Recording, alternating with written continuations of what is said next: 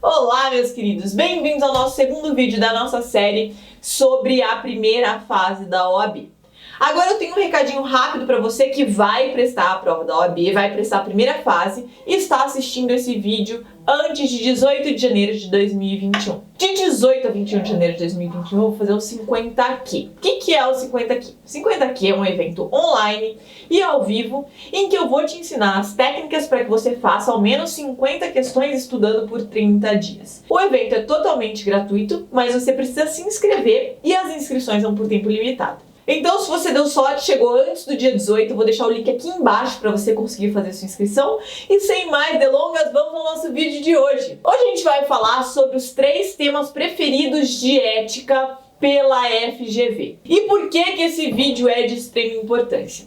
Se você vai fazer a prova da OAB, você tem que saber. Uma das primeiras informações mais primordiais é que ética é a rainha da sua prova. E por que ela é a rainha da prova? Você vai ter na sua prova objetiva de primeira fase 8 questões de ética. Na minha época eram 10. Hoje são 8, mas 8 ainda é um número muito grande no rol de 80 questões disponíveis. Correspondem a 20% da tua prova. Não dá para ignorar esses números. E pesquisas realizadas pela própria FGV apontam que pelo menos 75% dos candidatos aprovados gabaritam ética.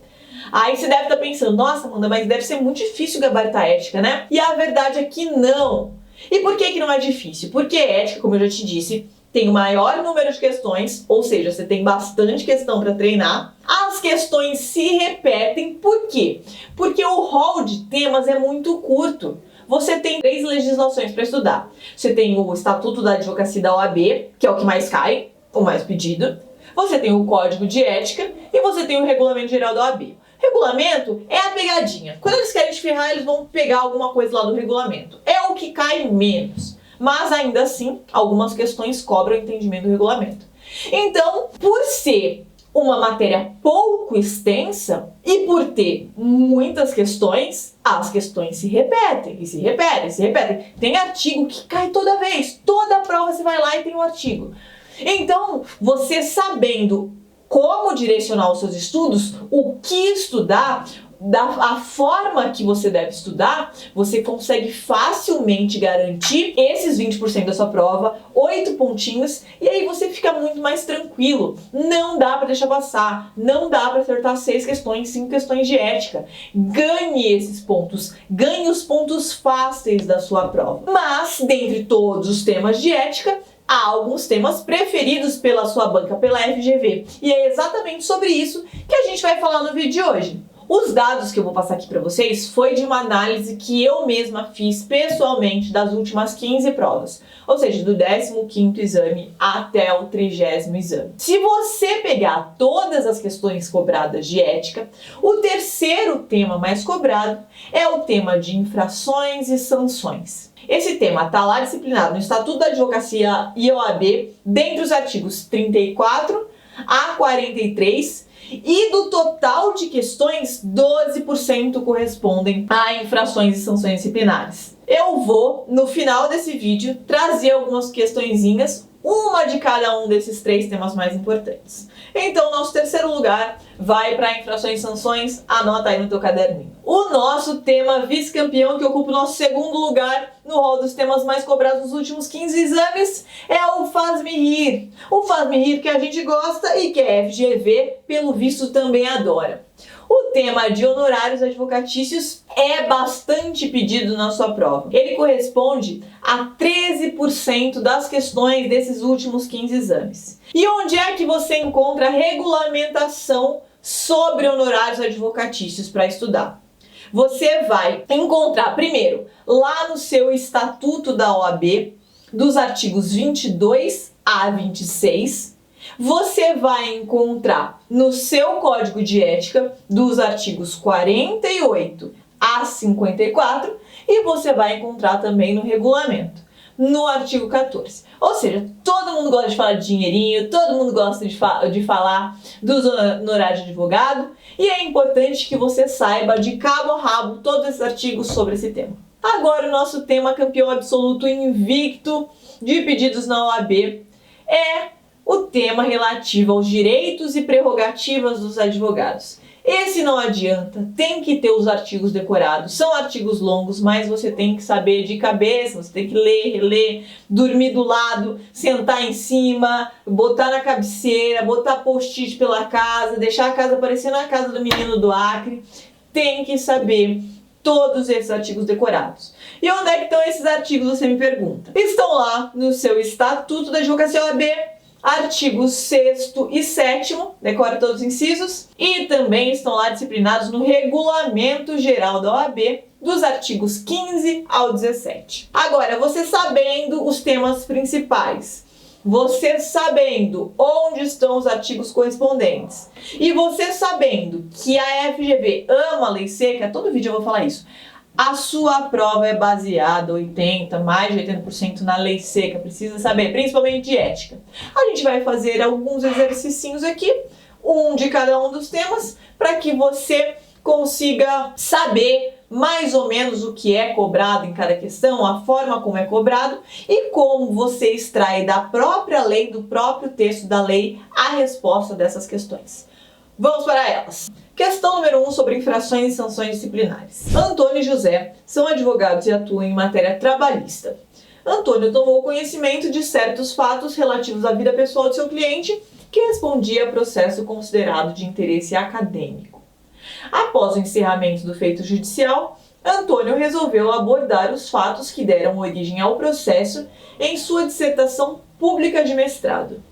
Então, a fim de se resguardar, Antônio notificou o cliente, indagando se este solicitava sigilo sobre os fatos pessoais ou se estes podiam ser tratados na aludida dissertação. Tendo obtido resposta favorável do cliente, Antônio abordou o assunto na dissertação. Por sua vez, o advogado José também soube de fatos pessoais de seu cliente, em razão de sua atuação em outro processo. Entretanto, José foi difamado em público gravemente por uma das partes da demanda. Por ser necessário a defesa de sua honra, José divulgou o conteúdo particular de que teve conhecimento. Considerando os dois casos narrados, assinale a afirmativa correta. Então aqui a gente tem duas hipóteses. A primeira hipótese, o Antônio foi lá e usou fatos que ele sabia em matéria que deveria ser acobertado pelo sigilo profissional em uma dissertação pública, uma dissertação de mestrado pública. O cliente autorizou? Autorizou. O que ele vai querer saber aqui, provavelmente, é se, mesmo com a autorização do cliente, poderia ou não o advogado fazer uso dessas informações.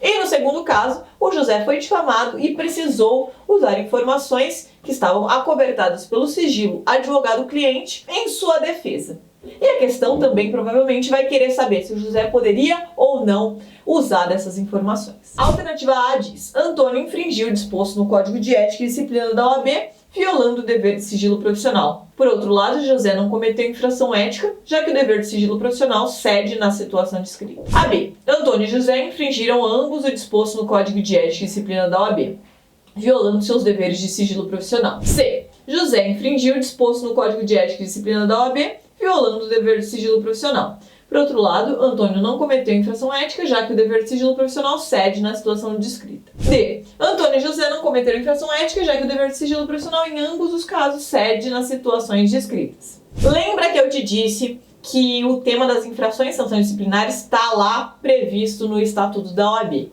Mas você viu que a sua questão te pediu a resposta fundamentada no Código de Ética.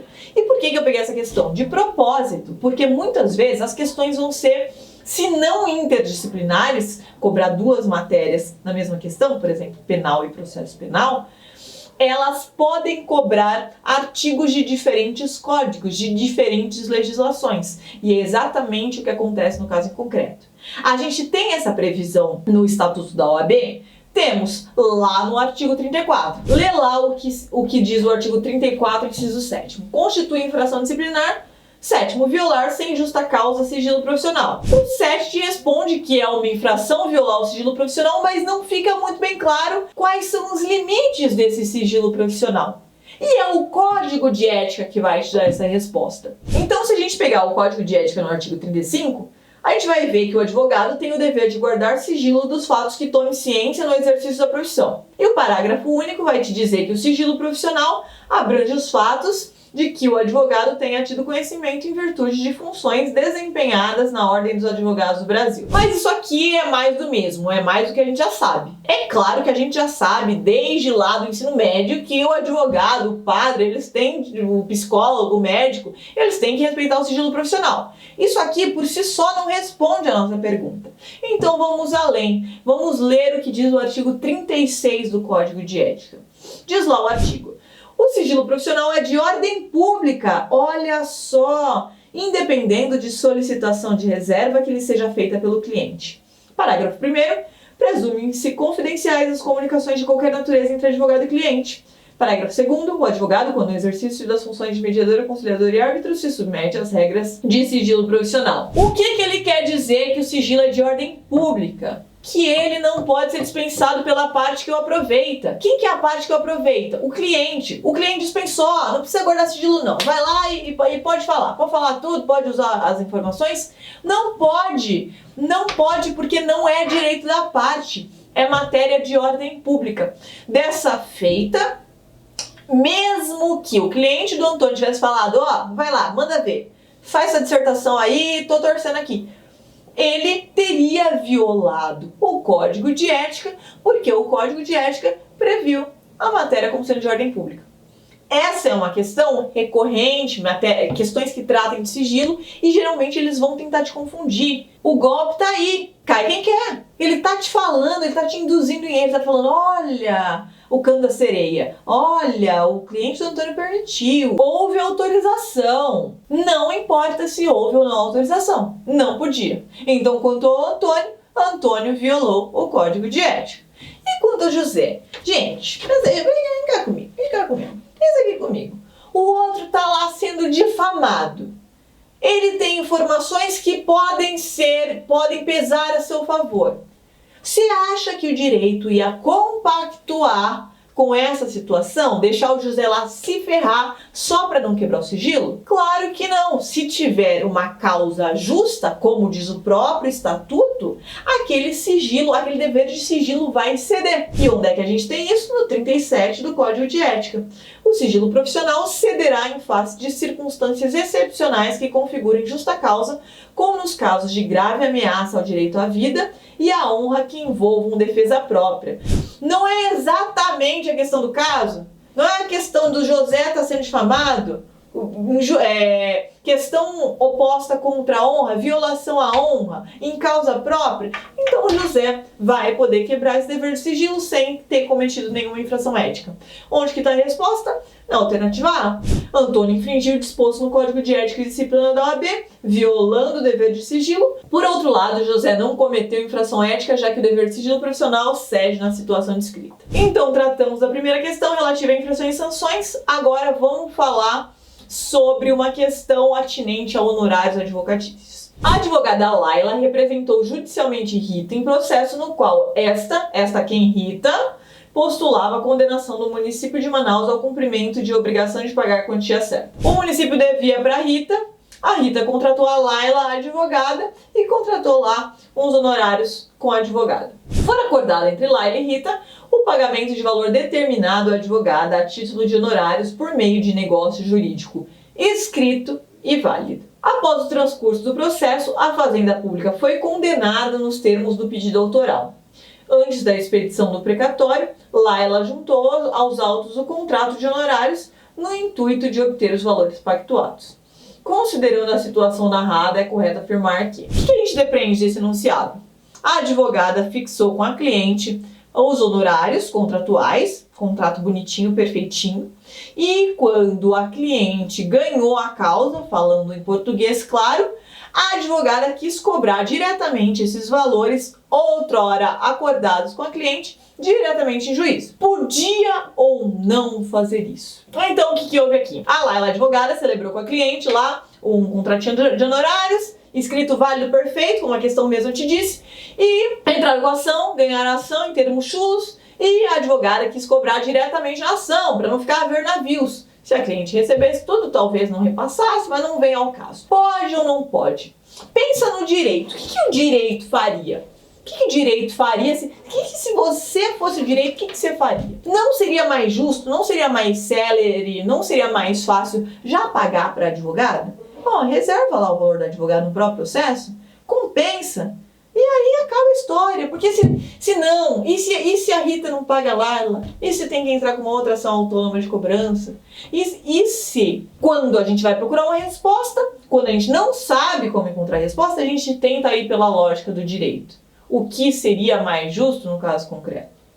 Isso quando você não tem o artigo em mente, tá, gente? Claro, você vai sempre se ater aos termos legais. Novamente, a gente tem essa resposta escrita lá na lei, entregue de bandeja a questão, mas eu só tô instigando você aqui a tentar pensar em soluções alternativas para a hora do desespero. Vamos ler as alternativas e vamos buscar alguma que diga isso, que a Laila pode receber diretamente. Alternativa A. Laila deverá executar os honorários em face de Rita em processo autônomo, sendo vedado o pagamento nos mesmos autos por se tratar de honorários contratuais e não sucumbenciais. Aqui, ó, gente, sendo vedado o pagamento nos mesmos autos, não é contra a celeridade? Se houvesse um artigo que vedasse, não seria um artigo que iria de encontro, ou seja, iria contra princípios do próprio direito processual? Então, essa me parece uma alternativa que a gente já eliminaria de pronto. B. O juiz deverá determinar que os valores acordados a títulos de honorários sejam pagos diretamente a Laila por dedução da quantia a ser recebida por Rita, independentemente de concordância dessa nos autos, salvo se Rita provar que já os pagou. Olha que lindo, olha que fácil. Se a Laila vai lá e pede, se a Rita vem e fala, tem direito? Não, já paguei? Como que tá pedindo de novo? Aí a Laila não recebe. Se a Rita não comprova que pagou, ainda o valor é devido para a Laila, acaba nos próprios autos, todo mundo sai feliz, o contrato é cumprido, a obrigação se extingue, todo mundo sai bem. Essa é uma típica questão que a gente consegue ir no traquejo. Então a B vai ser o nosso gabarito, não só pela lógica, mas como a gente vai ver também pelo texto legal. De toda forma, vamos ler a C. Laila deverá executar os honorários em face do município de Manaus em processo autônomo de execução, sendo vedado o pagamento dos mesmos autos por se tratar de honorários contratuais não sucumbenciais. Nossa, esse ele foi longe. O que o município de Manaus tem a ver com a história toda? Como é que ela vai executar um contrato de honorários que não foi celebrado com município nenhum? Gente, essa aqui é aquela que a gente já risca assim, ó, risca a caneta porque tem certeza que a bicha tá errada. A D. O juiz poderá determinar que os valores acordados a títulos de honorários sejam pagos diretamente a Laila por dedução da quantia a ser recebida por Rita, caso Rita apresente sua concordância nos autos. Então vai depender da concordância da Rita? Se a Rita então não concordar, ela vai sair inadimplente, ela paga se quiser a Laila depois? Também não faz muito sentido. Onde que está prevista essa resposta? Artigo 22 do Estatuto da OAB. A prestação de serviço profissional assegura aos inscritos na OAB o direito aos honorários convencionados e aos fixados por arbitramento judicial e aos de sucumbência. Parágrafo 4º. Se o advogado fizer juntar aos autos o seu contrato de honorários antes de expedir-se o mandado de levantamento ou precatório, o juiz deve determinar que eles sejam pagos diretamente por dedução da quantia a ser recebida pelo constituinte, salvo se este provar que já os pagou. É cuspida e escarrada a resposta da B.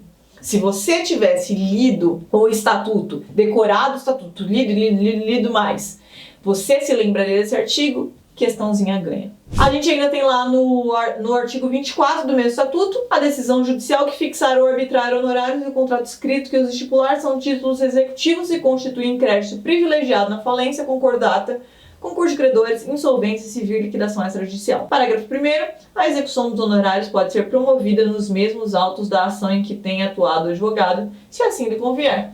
Temos aqui a nossa resposta clara como a luz do sol da manhã. Agora a gente vai para a nossa última questãozinha, uma questão sobre o tema mais pedido na tua prova, direitos e prerrogativas dos advogados. Vamos ler junto. José Carlos Santos, advogado, dirigiu-se ao Ministério Público a fim de tomar apontamento sobre investigação criminal em andamento conduzida pelo parquê em face de seu cliente, em que foi decretado sigilo. Já levanta a orelhinha.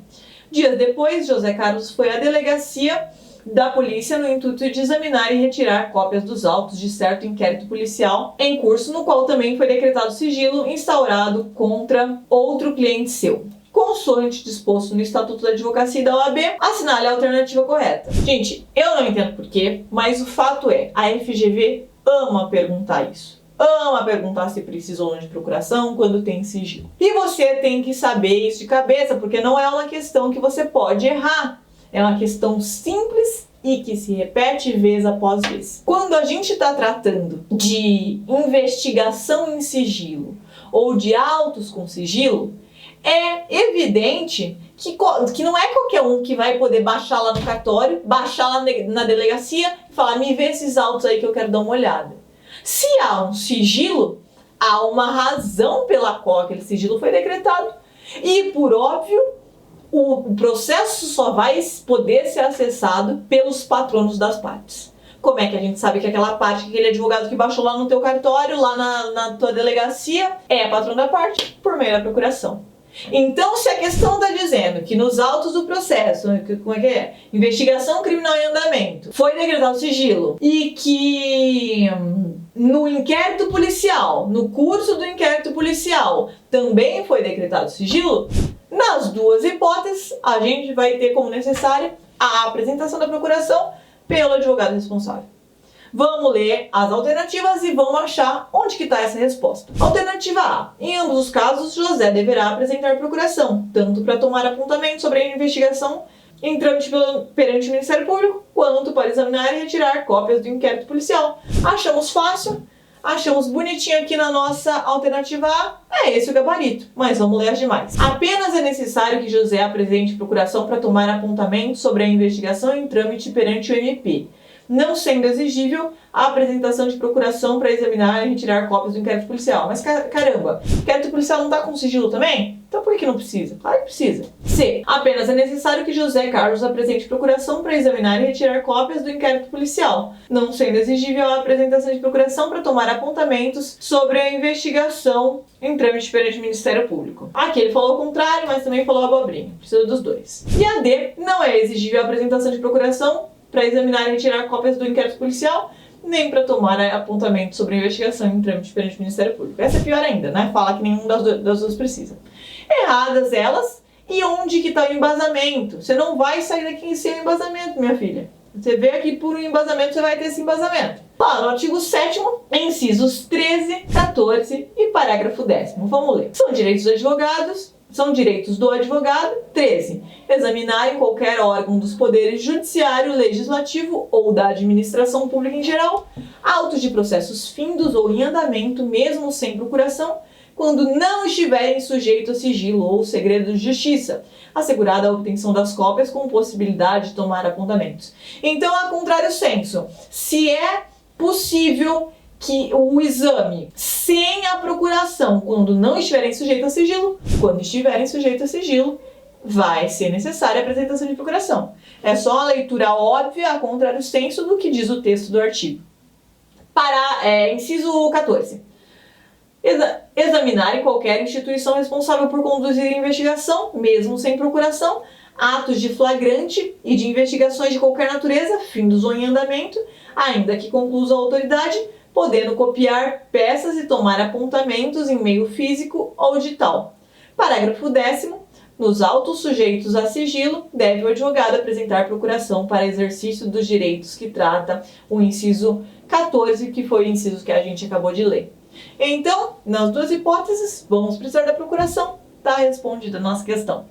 Espero que vocês tenham gostado do vídeo. A gente vai aprofundar bastante sobre as formas de estudar, os meios mais efetivos, como você maximiza os seus estudos, o seu rendimento, o seu aprendizado nessa reta final do exame 32, que vai ocorrer no dia 7 de março, no nosso evento 50Q. Faz lá a sua inscrição. De novo, vou deixar o link aqui embaixo. E não esquece de curtir o vídeo, mandar para um amigo que vai fazer o AB. É muito importante para mim. O vídeo é espalhado para mais gente consegue ter acesso a essa informação.